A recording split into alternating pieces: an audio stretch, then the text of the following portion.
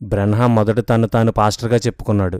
ఆ తర్వాత బాప్తిజమమిచ్చి యోహాను వంటి వాడినని చెప్పుకున్నాడు. కొంతకాలానికి రాబోవు ఏలియా నేనే అని చెప్పుకున్నాడు. అతను ఏం చెప్పినా అందరూ నమ్ముతున్నారు కదా అని లోకా 17:30లో రాయబడిన మనిషి కుమారుని ప్రత్యక్షత తానే అని చెప్పుకున్నాడు. అవునా కాదా? అవునా కాదా?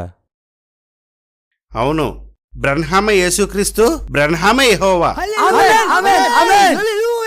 మన బ్రహ్మే యెహోవా అంటే ఎంత సంతోషంగా ఉందో. త్వరగా మనల్ని అందరికీ చెప్పేయాలి. వాళ్ళని చూసావా? ఇలా చెప్పగానే నమ్మారు. ప్రత్యక్షత ఉంటేనే ఇలా జరుగుతుంది. దీన్ని ప్రత్యక్షత అనరు, అంధత్వం అంటారు. నిజమైన దేవుని తెలుసుకోలేని మీరందులు, మేము కాదు. ఏంటన్నా వీళ్ళు బ్రన్హాంని క్రీస్తు నమ్ముతారా? వీళ్లు నమ్మడం కాదు, బ్రన్హామే నమ్మించాడు. 1963 నుంచి 65 వరకు చేసిన ప్రసంగాల్లో పదే పదే లోకా 17:30 తన కోసమే అని చెప్పుకున్నాడు. యోహాను 1:1 తన కోసమే అని చెప్పుకున్నాడు. నేనే సంఘాన్ని తీసుకువెళతాను అని చెప్పుకున్నాడు. యేసుక్రీస్తు మొదటి రాకడలో తూర్పు దేశాల్లో జన్మిస్తే, రెండవ రాకడలో పశ్చిమ దేశాల్లో జన్మిస్తాడు